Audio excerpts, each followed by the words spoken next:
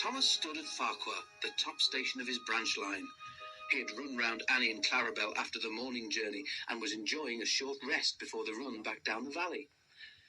His driver and fireman stood beside his cab talking to the guard who'd brought startling news. "Did you know that the station master was burgled last night?" he was asking. Thomas's driver shook his head. "You don't say," he exclaimed. "I didn't know he had anything worth stealing." "He's won cups for gardening," exclaimed the fireman. "All taken, and then the scoundrels had the cheek to pinch his car to carry them away in." "Not that new one he's so proud of," said the driver. The guard nodded, and at that moment the signal rose to show that the line was clear. The driver and fireman climbed into Thomas's cab. The guard blew his whistle, waved his green flag, and got into Clarabel, and Thomas set off. By the time they reached the tunnel, the train was running nicely. Road and railway were beside each other here, with only a stream between them. Thomas remembered his race with Bertie the bus. He'd only won because he could go through the hill, while Bertie had to go over it. A flash of colour on the road ahead caught his eye. He tried to go faster to look more closely. "Steady," said his driver. "There's plenty of time." "Can't we get closer to that car?" said Thomas. "It looks like station masters to me."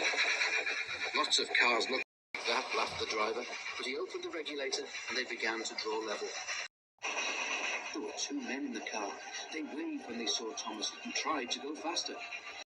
"That's the car all right, Thomas," said the fireman, "and those two must be the thieves. But we can't stop them, and they'll be gone long before the next station."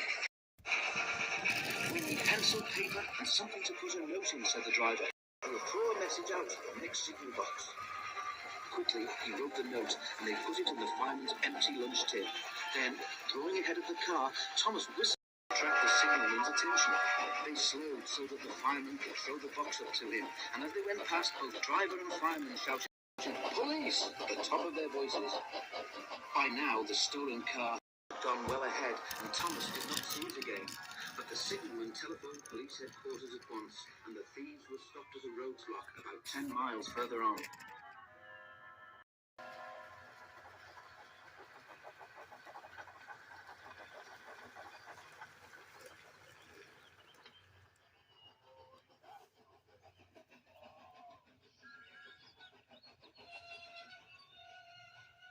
That afternoon, the Fat Controller travelled in Annie to Farquhar.